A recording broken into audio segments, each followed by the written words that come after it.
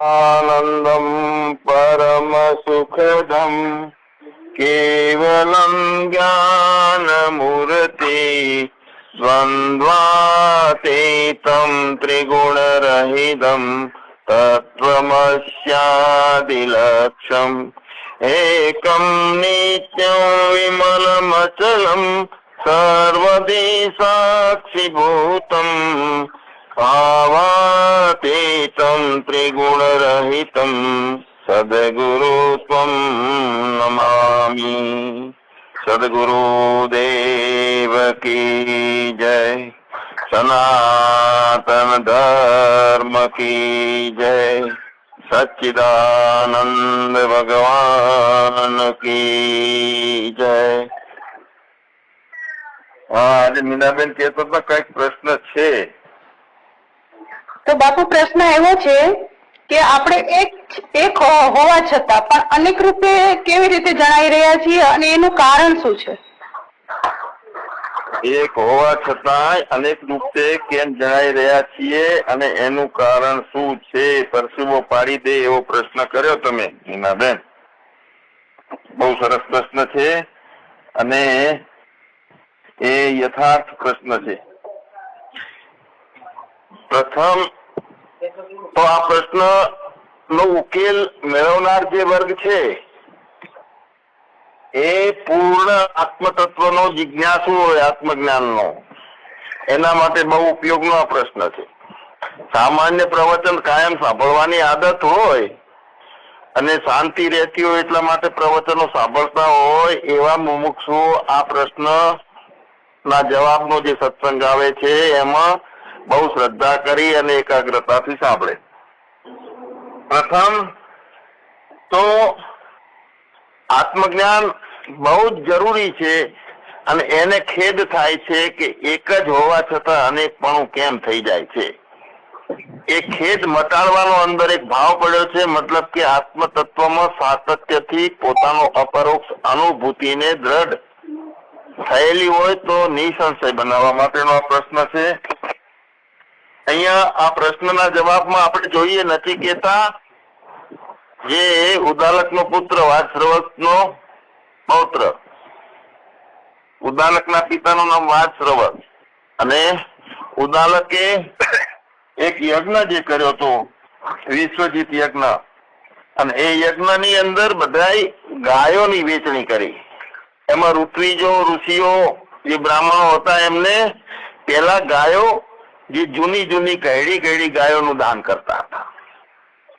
અને એ વખતે નચિકેતા ને ખેદ થયો કે આમાં તો મારા પિતાશ્રીનું અહિત થશે. સારું દાન નથી કરતા, સારી ગાયોનું નથી કરતા, તો એક જાતનું કલંક પણ છે અને એ બહુ અહિત થશે.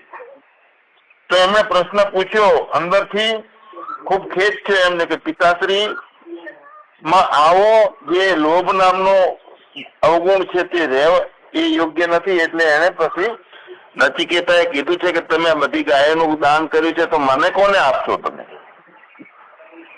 બીજી વખત પૂછ્યું મને કોને આપશો પિતાજી તમે? ત્રીજી વખતે પૂછ્યું કે મમતાનો ભાવ તમારો છે સારા નબળાનો, તો મારા ઉપર મમતા કેમ રાખો છો તમે? મને કોને આપશો? કે જા તને યમરાજાને આપીશ, મૃત્યુને આપીશ. અને પિતાજીની આજ્ઞાનું પાલન, પિતાજીનો ઉદ્ધાર થાય એટલે એ વિષયને પોતે ચરિતાર્થ કરવાનો નિર્ણય કર્યો. પિતાજીને કહે છે કે તો પછી મને આજ્ઞા આપો, આશીર્વાદ આપો. ખેદ તો થઈ ગયો ઉદ્દાલકને કે મેં આ બહુ ભૂલ કરી છે, પણ એમનો પુત્ર હવે માને એવો નતો. એમને ક્રમને પણ એમને કીધું છે કે આજે આ મૃત્યુ પાસે જા. હવે યમરાજા પાસે જાય છે, ત્યાં 3 દિવસ સુધી ભૂખ્યા તરસ્યા રહે છે. યમરાજા હાજર નથી હોતા અને આની કોઈ શુશ્રૂષા થતી નથી. જયારે યમરાજા આવે છે, યમરાજાને એમ થયું કે અરે આવો તેજસ્વી બ્રાહ્મણ પુત્ર છે, તરસ્યો અને ભૂખ્યો 3 દિવસ મારા આંગણે રહ્યો, કોઈ આતિથ્ય ના થયું, સત્કાર ના થયો, બહુ મોટી ભૂલ થઈ ગઈ છે. ક્રોધ કરશે અને શ્રાપ આપશે તો જેવા યમરાજા જોવે છે તો ચાંદીના કળશની અંદર પાણી લઈને દોડે છે, પાણી આપે છે અને માફી માંગે છે. કે તમારું આતિથ્ય સત્કાર નથી થયો, તો એ અવાજ આવે છે, મ્યુટ રાખો જ્યોત્સનાબેન. આતિથ્ય સત્કાર ના થયો એનો ખેદ કરે છે અને 3 દિવસ ભૂખ્યા રહ્યા, એના બદલે 3 વચનો માંગવાનું કહે છે. મારો આ વિષય કાઢવાનો મતલબ એ હોય છે કે પૂર્ણ આત્મ તત્વનું જ્ઞાન કોને થાય, તો નચિકેતા ને 3 એ વરદાન માંગવાનું કહે છે. તો એ વિગતે વાત છે કે મને અગ્નિનો અનુભવ કેવી રીતે થાય. પહેલા નંબરનું વરદાન માંગ્યું હતું કે મારા પિતાનો ક્રોધ શાંત થાય, મારી અવગણના કરે નહીં અને ફરીથી મને આદર સત્કારથી સ્વીકાર કરે. આ પહેલો એનો એ હતું વરદાન. બીજું વરદાન હતું કે આ અગ્નિથી સ્વર્ગલોકની પ્રાપ્તિ થાય છે, તો અગ્નિ નો અનુભવ મને થાય, અગ્નિની સાધનાથી હું અગ્નિને સિદ્ધ કરું. અને ત્રીજો તો છેલ્લો કે આત્મ તત્વ એ મને એનું જ્ઞાન થઈ જાય, આત્માનું જ્ઞાન. તો યમના દરવાજા ઉપર જઈ અને જયારે આ ત્રીજું વરદાન માગે છે કે આત્માનું પ્રત્યક્ષ અને અનુમાનથી નિર્ણય નહીં, પણ સંપૂર્ણ રીતે હું આત્મ તત્વને જાણવા માંગુ છું અને કૃપા કરીને મને બતાવો. તો એમ કે છે યમરાજા કે આત્મવિદ્યા સાધારણ વિદ્યા નથી, એના બદલામાં એને ઘણા બધા પ્રયત્નો કર્યા. ખૂબ સુંદરીઓ, દુર્લભ સુંદરીઓ આપવાની વાત કરી, મોટું રાજ્ય આપવાની વાત કરી અને ખૂબ અમર જીવન એટલે મૃત્યુ ના થાય એવી માંગ કરી, એવી પ્રલોભનો આપ્યા છે બધાએ, પણ આને કોઈ વિચલિત ના કરી શક્યું. એને એક જ વાત હતી કે મારે આત્માનું જ્ઞાન કરવું છે, વિચલિતતા ના આવે. આ પહેલી વાત છે. તો પછી નચિકેતાને યમરાજાએ, જો આજે સંતો કથામાં કે છે, ભાગવત વાંચીને કે છે, રામાયણ થી કે છે, બ્રાહ્મણો કે છે, કથાકારો કે છે, તે આ જ વાત કે છે અને ગંભીરતાથી અને દ્રઢતાથી આ વાત ઉપર શ્રદ્ધા કરીને સ્વીકારીએ. એટલે હું આ ઉપનિષદ ની વાત કરું છું નચિકેતાની, કે યમરાજાએ એને કીધું કે વૈરાગ અને વિવેક સંપન્ન જે પુરુષ છે તે આત્માનું જ્ઞાન કરી શકે. બહુ અંડરલાઈન કરવા જેવો વાત છે આ. વિવેક અને વૈરાગ. હવે વિવેક અને વૈરાગના કારણે જે અનેકતા દેખાતી બંધ થાય છે. આત્મા એક હોવા છતાં અનેક રૂપે કેમ દેખાય છે એનો જવાબ અહીં આવશે, પણ એને આખો સત્સંગમાં બહુ વિગતવાર આપણે ઝીણી વાતો એને લેશું. બ્રહ્મ પ્રાપ્તિનો અધિકારી કોણ છે, આત્મજ્ઞાનનો અધિકારી કોણ છે? વિવેક અને વૈરાગ્ય સંપન્ન હોય તે. કારણ કે સારું નબળું એટલે શ્રેય અને પ્રેય, વિદ્યા અને અવિદ્યા, આનાથી વિપરીત સ્વરૂપ છે આ બ્રહ્મ જ્ઞાનનું, આત્મજ્ઞાનનું. એટલે આને કીધું કે તમે તમારું કલ્યાણ જ ચાહો છો, માટે આ વિદ્યાના તમે અધિકારી છો.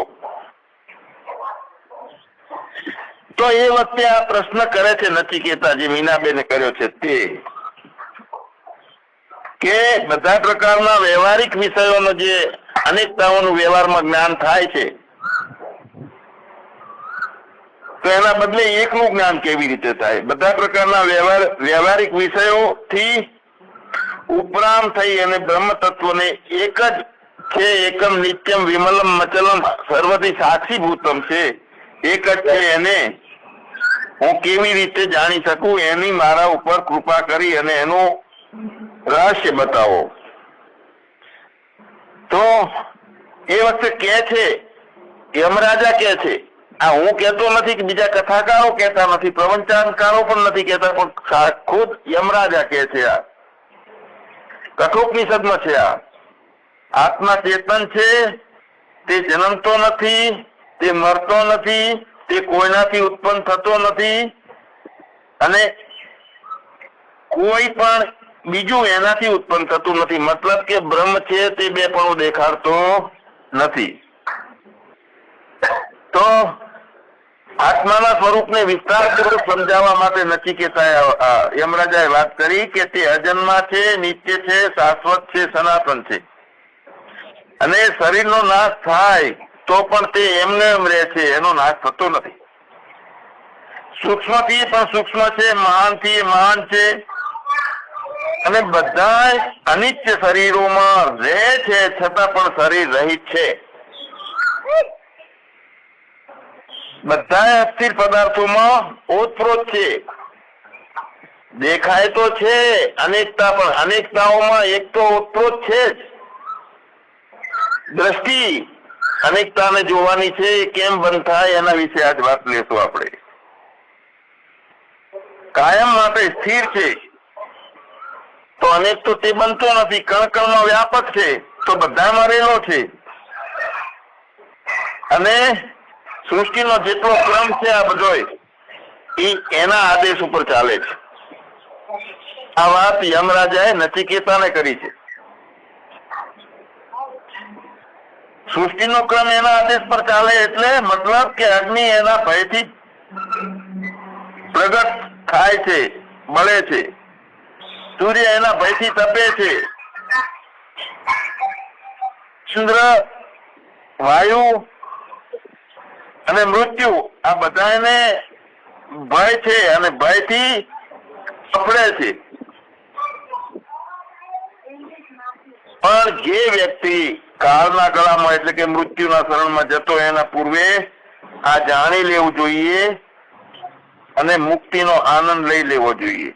તો ભય, ક્ષોભ, સંશય, ક્લેશો, વિક્ષેપ, આવરણ આ બધાને મટાવી અને પરમાનંદને પ્રાપ્ત કરી લેવો જોઈએ. પણ એ થાય કેવી રીતે? તો એ નથી કોઈ વેદના પ્રવચનોથી પ્રાપ્ત થતો, ખ્યાલ રાખજો. નથી કોઈ બુદ્ધિથી મળતો, પણ ફક્ત ને ફક્ત પૂરા જન્મભર પૂરા જીવનમાં શાસ્ત્રોના શ્રવણથી મળે છે. એટલે આ પ્રવચનો સાંભળવા, આત્મબોધના, તત્વબોધના પ્રવચનો એક એક ને ફરી ફરીને સાંભળવા બહુ જરૂરી છે. આની પહેલાના 15 પ્રવચનો જે નિષ્ઠાથી સતત વારંવાર સાંભળવામાં આવે તો આ પ્રશ્ન બધા સોલ્વ થઈ જાય છે.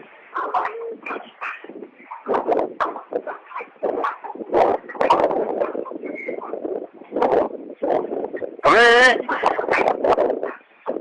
પ્રશ્નને વિગતવાર આપણે લઈએ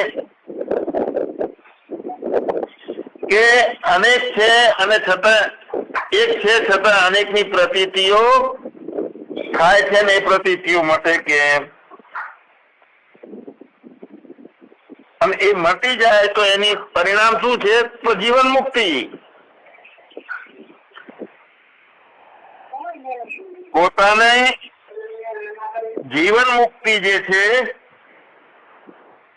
એ જયારે આ પ્રશ્ન સોલ્વ થઈ જાય તો આત્યંતિક તૃપ્તિમાં એક જીવન જીવી શકાય છે. હવે અહીંયા થાય છે શું? માયા પોતાનામાં પડેલા ચેતનના આભાસથી જીવને અને ઈશ્વરની પ્રતીતિ માયા કરાવે છે. ઈશ્વરની અને જીવની બંનેની પ્રતીતિ માયા કરાવે છે. તો જીવના ઉભા કરેલા જેટલા અનુભવો છે એ ચિદાભાસ વડે માયા કરાવે છે. ઈશ્વરે જેટલા ઉભા કરેલા વિષયો છે એ પણ ચિદાભાસ વડે માયા કરાવે છે. હવે જો ચિદાભાસ વડે બધું થાય છે, પણ ક્યારે ચિદાભાસ વડે? જ્ઞાન પણ ચિદાભાસથી થાય છે, અજ્ઞાન પણ ચિદાભાસથી થાય છે, અનેકતા પણ ચિદાભાસથી જણાય છે, અને અનેકતામાં એકતા પણ ચિદાભાસથી જણાય છે. પણ ચિદાભાસના 2 પ્રકારો છે, એને આપણે જોશું. તો જીવ અને ઈશ્વર એ બંને આ જગત આખું કલ્પેલું છે. ઈશ્વરે જે કલ્પના કરી છે એ મુજબ 2 બીબા બનાયા છે, 5 મહાભૂતો બનાયા છે, બંધનું પંચીકરણ થઈ છે, સત્વગુણ, રજોગુણ અને તમોગુણ ઉત્પત્તિ કરી છે, અને પંચીકરણ કરેલા 5 મહાભૂતો સાથે મેળો કરાયો છે 3 ગુણોનો. અને એમાં પણ દેશ અને કાળ, દેશ એટલે ચલિતતા, કાળ એટલે ચલિતતા અને દેશ એટલે સ્થિરતા. સ્થિરતા અને ચલિતતા આ બે વિષયો ઉભા કરી અને ચિત્ર વિચિત્ર અનુભવ કરાવવાનો કામ માયાએ કર્યું છે. તો ઈશ્વરે પોતે તો પોતાને આયા હું અનેક થાઉં એવો પોતાનો સંકલ્પ હતો, પણ હું અજ્ઞાની થાઉં એવો સંકલ્પ ઈશ્વરનો નહોતો. અજ્ઞાની તો જીવ પોતાના અજ્ઞાનના કારણે અજ્ઞાનીમાં ફરે છે. હવે જુઓ, ચિદાભાસ ઈશ્વર રૂપે રહે છે કેવી રીતે, અને ચિદાભાસ જીવ રૂપે પણ કેવી રીતે રહે છે, એને આપણે વિગતવાર જોશું. તો આ જગત છે એ જીવ અને ઈશ્વરે કરેલી કલ્પના છે, બીજું કાંઈ નથી. જયારે જયારે આખી સૃષ્ટિની રચના જીવે કરી નાખી છે આભાસથી, ચિદાભાસથી, પોતાના સંકલ્પથી માંડી અને શરીરમાં પ્રવેશ કર્યો ત્યાં સુધીની સૃષ્ટિ જે છે ઈશ્વરે રચેલી. અને જાગ્રત અવસ્થાથી માંડી સ્વપ્ન અવસ્થા, સુષુપ્ત અવસ્થા, ત્યાંથી માંડીને અજ્ઞાન નિવારણ માટેની ઈચ્છા, જ્ઞાનમાં પ્રવેશ અને પૂર્ણ જ્ઞાનની પ્રાપ્તિ કરવાનો, એટલે કે જીવન મુક્તિનો આનંદ લૂંટવાનો જે કલ્પના છે એ બધી જીવે કરેલી. જય હો. તો વિકાર રહિત, અસંગી, ચેતન રૂપ અને શરીર ઇન્દ્રિયોના અધિષ્ઠાન રૂપે જે છે, વાસ્તવમાં તો એકનો અનેક બ્રહ્મ થયો જ નથી. કેમ કે તે વિકાર નથી એનામાં થતો, વધુ ઘટવું નથી એનામાં, દેશકાળ નથી એનામાં, અસંગતા છે અને પોતે ચેતન છે. અને બધી ઇન્દ્રિયોના આધાર એ છે. તો જે બ્રહ્મ છે તે બુદ્ધિથી કોઈ દિવસ સંગી થયો નથી, પારમાર્થિક સંબંધમાં નહીં પામીને બુદ્ધિમાં એકપણાની ભ્રાંતિથી રહેનારો છે તે જીવ થાય છે, બ્રહ્મ પોતે. શું કીધું છે? બુદ્ધિથી બ્રહ્મ પોતે પારમાર્થિક સંબંધ એટલે કે અસંગતાનો સંબંધ ના પામ્યો, ચેતનતાનો એને સંગ ના થયો, વિકાર રહિત ના બન્યો, અને તે જ બ્રહ્મ આવા પારમાર્થિક સંબંધો એનામાં ધારણ ન કર્યા, કારણ કે બુદ્ધિમાં ઉતરી ગયો, ચિદાભાસમાં ઉતરી ગયો, અને બુદ્ધિ અને ચિદાભાસમાં એક પ્રકારની ભ્રાંતિ થઈ અને એ જીવ બન્યો છે. તો અવિકારી ચેતન રૂપ આ જે ચિદાભાસ છે એ અવિકારી ચેતન રૂપ અધિષ્ઠાન સાથે રહેલો ચિદાભાસ છે તે જીવ. અને તે જીવ છે એ સ્વર્ગના સુખ દુઃખના નિવારણના અવાજ આવે છે, સગરમ બાપા દૂર જતા રહો. કહી દો, અવાજ ના કરે, બહુ અગત્યનું પ્રવચન છે. અવાજ ના કરશો. હવે અવિકારી ચેતનરૂપ અધિષ્ઠાન કોણ છે? સાક્ષાત પોતે બ્રહ્મ છે તે જીવ નથી બન્યો, પણ કુટસ્થ થઈ ગયો. જે પોતે સાક્ષીના રૂપમાં છે, વાસ્તવિક કુટસ્થ છે તે જીવ, બ્રહ્મનું સ્વરૂપ છે, પણ કુટસ્થ એ એની સાથે ચિદાભાસ જે રહ્યો છે, તો એ ચિદાભાસ છે તે જીવ બન્યો. અને સ્વર્ગની, નરકની, સારાની, નબળાની આ બધી ઈચ્છાઓ પણ એ કરવા માંડ્યો જીવ, અને મોક્ષ કરવો છે એનો અધિકારી થવા માટે ફાંફા મારવાનું પણ એ જીવે ચાલુ કર્યું છે. હવે એકલો ચિદાભાસ, જીવ સાથેનો ચિદાભાસ અને ઈશ્વર સાથેનો ચિદાભાસ, ત્રણેય ચિદાભાસને સમજશું તો મીનાબેનનો પ્રશ્નનો ઉકેલ એમાં આવશે. એકલો ચિદાભાસ છે તો જ્યાં સુધી અંતઃકરણ સાથે, બુદ્ધિ સાથે નથી જોડાતો ત્યાં સુધી કોઈ પણ જાતનો સાધનો કરી શકતો નથી, કોઈ કલ્પનાઓ કરી શકતો નથી, કોઈ ઈચ્છાઓ કરી શકતો નથી, કે એને બંધન છે એવું લાગતું નથી, મોક્ષ મેળવવાનો છે એવું લાગતું નથી. ચિદાભાસ તો જયારે અંતઃકરણ સાથે જોઈન્ટ થાય છે, ઉફી અંતઃકરણ વશિષ્ઠ બની જાય છે, અંતઃકરણ વાળો ચિદાભાસ બને છે, એને અનેકતા દેખાય છે. અનેક છે, એક હોવા છતાં અનેક છે, પણ એકલો ચિદાભાસ છૂટો પડી જાય ને અંતઃકરણથી તો એને અનેકતા દેખાતી નથી. પણ પોતે આત્મ સ્વરૂપ છે એવું પણ ભાન એને થતું નથી. તો ચિદાભાસ હકીકતમાં અધિષ્ઠાન વગર એકલો રહી શકતો નથી. કુટસ્થ વગર ચિદાભાસ રહી શકતો નથી. કુટસ્થ છે એનો અધિષ્ઠાન છે, અને કુટસ્થ કેવો છે? અવિકારી છે. હવે ચેતન સાથે ચિદાભાસ સ્થૂળ અને સૂક્ષ્મ એ બે શરીરને પોતાનું સ્વરૂપ સમજી બેઠો છે. જળ અને ચેતન મિશ્રિત થઈ ગયું. ચિદાભાસ એ ચેતન છે અને અંતઃકરણ છે. અંતઃકરણ વાળો ચિદાભાસ છે તે જળ બની જાય છે, અને ચેતન ની સાથે કુટસ્થ ની સાથે કુટસ્થ, ચિદાભાસ અને અંતઃકરણ ત્રણે એક થાય છે, ત્યાં અજ્ઞાન ઉભું થાય છે. હવે ચિદાભાસ છૂટો પડી જાય છે તો મુક્તિના કોઈ સાધનો કરી શકતો નથી, કાંઈ સાંભળી શકતો નથી, કાંઈ કલ્પનાઓ કરી શકતો નથી. તો કુટસ્થ રૂપે જે અવિકારી ચેતન છે એની સાથે ચિદાભાસ સ્થૂળ શરીર અને સૂક્ષ્મ એ બે શરીર ને પોતાનું સ્વરૂપ, પોતાની એકતા માની બેઠો. અને ત્યારે હું સંસારી છું, હું કરતા છું, હું ભોગતા છું, હું સુખી છું, સામે બીજો છે, ત્રીજો છે, ચોથો છે, એને મને દુઃખ આપ્યું છે, આવા બધા ભાવો નું અભિમાન કરવાનું ચાલુ કરે છે. ક્યારે કરે છે કે કુટસ્થ રૂપ અવિકારી ચેતન સાથે ચિદાભાસ સ્થૂળ અને સૂક્ષ્મ એ બે શરીરને પોતાનું સ્વરૂપ સમજી બેઠો છે. એટલે એકતા થઈ ગઈ જળ ચેતનની. એટલે હું, મારું, તું, તારું જોઈએ છીએ, આ બીજો છે, આ ત્રીજો છે, આને મારું બગાડ્યું છે, આવું અભિમાન કરનારો કોણ છે? જીવ. સ્થૂળ શરીર અને સૂક્ષ્મ શરીર સાથેનું તાદાત્મ્ય ચિદાભાસનું, અને સાથે કુટસ્થ. તો હવે તે જયારે બે શરીર સાથે ચિદાભાસનો મિથ્યાપણાના જ્ઞાનથી તિરસ્કાર કરીને કુટસ્થ જ મારું સ્વરૂપ છે એવું નિશ્ચય કરે છે, ત્યારે હું ચેતન રૂપ આત્મા છું, અસંગ છું એવું જાણે છે. ફરીથી જોઈ લો શું કે છે. સુખ દુઃખ નું અભિમાન તો તાદાત્મ્ય સુખ સ્થૂળ અને સૂક્ષ્મ શરીર સાથે ચિદાભાસ અને ચેતન સાથે રહીને બધું એકતા થઈ ગઈ છે, એટલે અભિમાન કરે છે, બધું જાણે છે કે હું દુઃખી છું, અનેક દેખાય છે. પણ જયારે બે શરીર સાથે ચિદાભાસ નો મિથ્યાપણાનું જ્ઞાન, ચિદાભાસ ને બે શરીર સાથે મિથ્યા નું જ્ઞાન થઈ જાય છે કે ઓહો, આ શરીર સાથેનું, બે શરીર સાથેનું તાદાત્મ્ય કર્યું છે તે ભૂલ છે. આવું ચિદાભાસમાં જયારે સમજાય છે એટલે અજ્ઞાન નિવૃત્તિનો માર્ગ પકડે છે.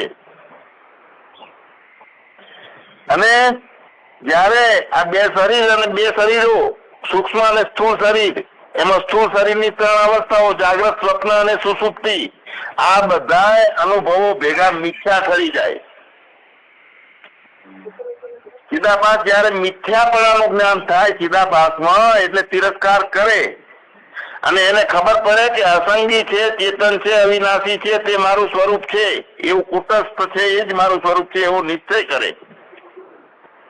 તો હવે અહીંયા હું કેટલા પ્રકારના થયા? એક તો શરીર, બે શરીરો સાથેનો ચિદાભાસ તે હું થયો, અને બે શરીરના તિરસ્કાર વાળો ચિદાભાસ તે એ બીજો હું થયો, અને સંપૂર્ણ જ્ઞાન સાથે કુટસ્થ ને પોતે માની લે સાક્ષી છું, બ્રહ્મ છું, આત્મા છું, આ ત્રીજો હું થયો.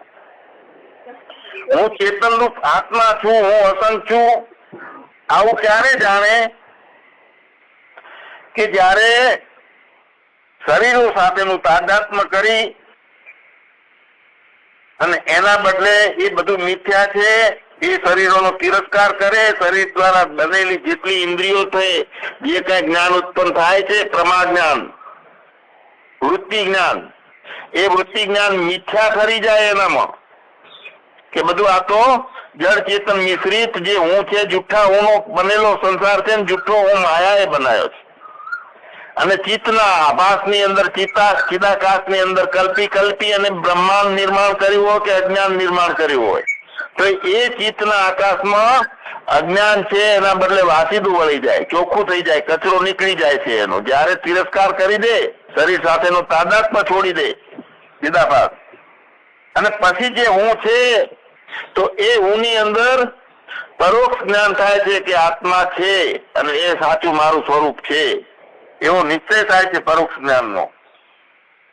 પણ અસંગ આત્મામાં હું અને અહંકાર કોઈ દિવસ હું છું મારું છું એવો અસંગી જે કુટસ્થ છે એમાં કોઈ પણ જાતનો અહંકાર સંભવતો નથી. તો વિશ્વ, તેજસ અને પ્રાજ્ઞ ત્રણ અભિમાની જાગ્રત, સ્વપ્ન અને સુષુપ્તિના બન્યા છે. હવે જાગ્રત, સ્વપ્ન અને સુષુપ્તિ મિથ્યા કરી નાખી ચિદાભાસે, તો ત્રણેય જાતના અભિમાની છે એ અહંકાર એનામાં ખતમ થઈ જાય છે. તો હવે એની અંદર ત્રણ હું કીધા, તો એક મુખ્ય છે અને બે સામાન્ય હું છે. તો કુટસ્થ છે તે મુખ્ય હું છે અને ચિદાભાસ એ બંનેના પરસ્પર અધ્યાસ વડે એકપણાને પ્રાપ્ત થયેલું સ્વરૂપને હું માને છે. ઘડી ચિદાભાસ જ્ઞાની થઈને ઉભો રહે છે કુટસ્થ સાથે જોઈન થાય છે ત્યારે, તો જ્ઞાનીનો હું થાય છે અને ઘડીક અજ્ઞાનમાં જઈ અને શરીરનું તાદાત્મ્ય કરીને શરીર વાળા માયાએ ઉભા કરેલા જૂઠા હું ને હું માને છે.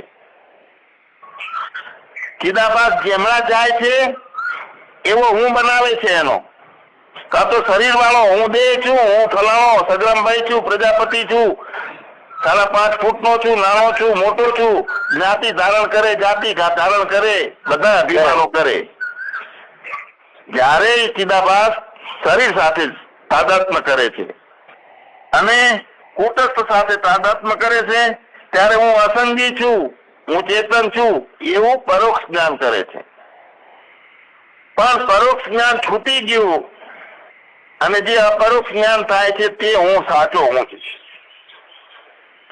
તો હું શબ્દનો ઉપયોગ આપણે અજ્ઞાનમાં જે કરીએ છીએ એ શરીરનું ધારણ કરેલો, શરીર સાથે તાદાત્મ્ય કરેલો ચિદાભાસ એ હું શબ્દનો ઉપયોગ કરે છે. હવે એકલો આભાસ અથવા તો એકલો કુટસ્થ, તો એકલો કુટસ્થ જે હું શબ્દનો ઉપયોગ કરે છે તે ગૌણ છે, હું છું નહીં. અને હું શબ્દ બોલતાની સાથે અવિનાશી, આત્મ અચલ, વ્યાપક છું, અજન્મા છું, અવિકારી છું, એ ભાન સાથે, એ ભૂમિકા સાથે હુંનો પ્રયોગ કરે છે ચિદાભાસમાં રહીને. અને એટલે ચિદાભાસ એકલો એનો હું અને એકલો કુટસ્થનો હું,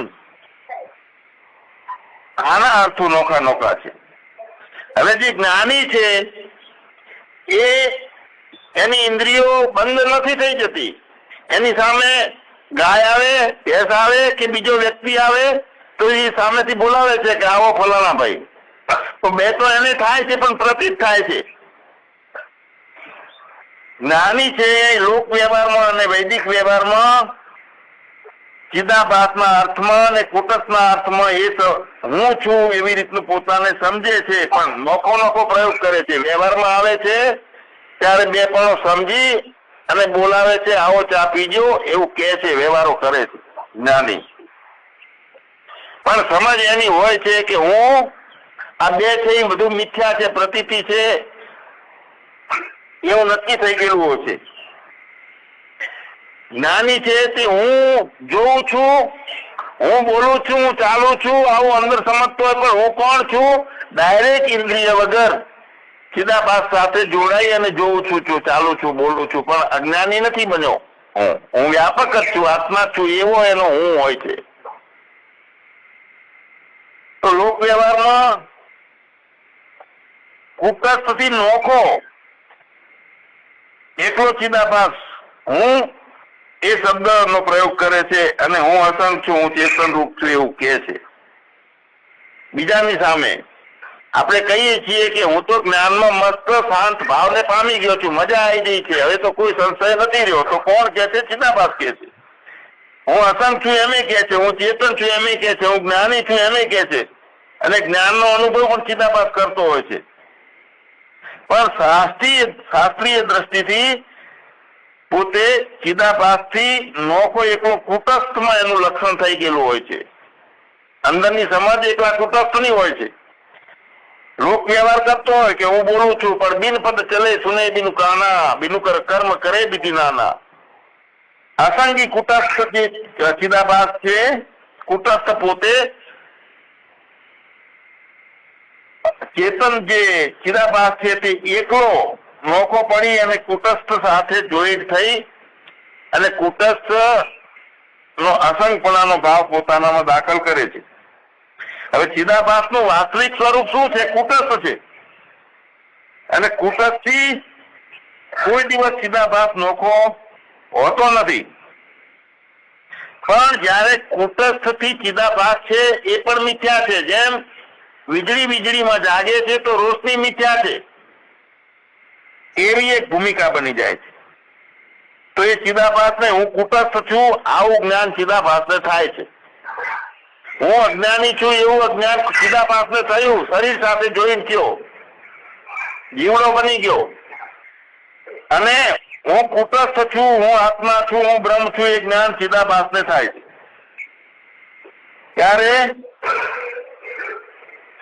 ત્યારે કુટસ્થ થી નોખો અરે ભેગો જે ચિદાભાસ છે તે ચિદાભાસ મિથ્યા છે આવું થાય ત્યારે એને ચિદાભાસ ને નક્કી નિશ્ચય થઈ જાય કે ચિદાભાસ કુટસ્થ થી મિથ્યા છે. તો એ જ્ઞાન થી ચિદાભાસ નો બોધ થાય અને કુટસ્થ એકલો બાકી રહે. મિથ્યા નો બોધ થઈ ગયો ને તો ફક્ત કુટસ્થ બાકી રહે છે. કુટસ્થ ને તો એકમ નિત્યમ વિમલમ મચલમ મેરે અપને સિવા કુછ નહીં. પણ અનેકતા થાય છે, અજ્ઞાન જતું રહ્યું, જીવ ભાવ છોડી દીધો છે, શરીર સાથેનું તાદાત્મ્ય નથી. પણ અસંગી છું, અવિકારી છું એ જ્ઞાન અને ચિદાભાસ ને પોતે સમજી બેઠા છીએ કે હું આત્મા છું. પણ ચિદાભાસ ને જયારે છૂટો કરી દેવામાં આવે, એનાથી છૂટાછેડા લઈ લેવામાં આવે ત્યારે એકલું એક જ દેખાય છે જગત. અને ચિદાભાસ થી તાદાત્મ્ય રહે અને ચિદાભાસ ને આપણે હું છું, મારું છે એની અંદર નથી પણ છે એમ વ્યવહાર કરીએ છીએ. આવું બધું ચિદાભાસમાં સમજીએ છીએ, ચિદાભાસ ને તાદાત્મ્ય સમજીએ છીએ, ચિદાભાસ એ મારું સ્વરૂપ છે એવું સમજીએ છીએ. તે ભ્રાંતિ એક કાઢવાની. મિથ્યા કલ્પાયેલું છે આ બધું. તો ચિદાભાસ મિથ્યા છે. કુટસ્થમાં એક કલ્પના છે ચિદાભાસની. જેમ કુટસ્થમાં જ કલ્પના છે, માયામાં એક ઈશ્વર અને જીવની કલ્પનાઓ છે, તે જ આ કલ્પના છે. કુટસ્થની અંદર ચિદાભાસ છે તે પણ મિથ્યા છે, કલ્પના છે. તો હું કુટસ્થ છું, બીજું કાંઈ નથી. અને જયારે ચિદાભાસનું થયેલું જે જ્ઞાન મિથ્યા ઠરે છે ત્યારે કુટસ્થ ને કુટસ્થ નથી કહેવાતું, તેને આત્મા કહેવાય છે. અને જયારે એ ગગન વિહારીનું જ્ઞાન કરે છે, વ્યાપકતાનું જ્ઞાન કરે છે, તો આત્મા, કુટસ્થ અને બ્રહ્મ ત્રણેયની એકતા થઈ જાય છે. સચ્ચિદાનંદ ભગવાન અહીંયા મતલબ એ થયો તો કુટસ્થ સાથે ચિદાભાસ, કુટસ્થ ને મિથ્યા અને ચિદાભાસ થી નોખો કરીને અમુક એની લક્ષણાઓ આવે છે, એની પછી વાતો કરશું. જહત લક્ષણા, અજહત લક્ષણા આ બધી કુટસ્થની છે. પણ છું એટલું બોલે છે ચિદાભાસમાં, તાદાત્મ્ય કુટસ્થનું રાખીને. અને પોતે સમજે છે કે જ્ઞાનમાં છું એટલો વધ્યો, હું મટી ગયો. તો એ છું નું છું પણ જાય છે, ચિદાભાસ પણ મિથ્યા થઈ જાય છે. સચ્ચિદાનંદ ભગવાન જય. બોલો બોલો બાપા. હા બાપા, સદગુરુ ભગવાનની જય. बात करत तुम कौन प्रवासी, कौन नगर का बासी है। मेरा मेरा तू सब करत है, तेरा मूल वतन क्या है। बात करत तुम कौन प्रवासी, कौन नगर का बासी है। जय हो। मैं हूँ बात करत है तेरा, तुझ में तू क्या है। पांच तत्व के घाट नहीं तेरा, वो ही काल समाना बात करत तुम कौन प्रवासी, कौन नगर का बासी है। तुम कहते है वो शब्द नहीं तेरा, गगन मंडल से न्यारा है। वाणी में जो तू कहते है तो वाणी तू नहीं कहती है। बात करत जो तुम कौन प्रवासी, कौन नगर का बासी है। तू है एक अगोचर जानी, सब में जो भी व्यापक है। अविनाशी तू है जीव ईश्वर, अंश सभी में तुम्हारा है। बात करत तुम कौन प्रवासी, कौन नगर का बासी है। माया प्रपंच का खेल है इतना, अज्ञान से अंधियारा है। कहत सग्राम सद गुरु सत चरण, आप में आप मिलावत है। बात करत तुम कौन प्रवासी, कौन नगर का बासी है। सदगुरु भगवान की जय। जय हो बापा, जय।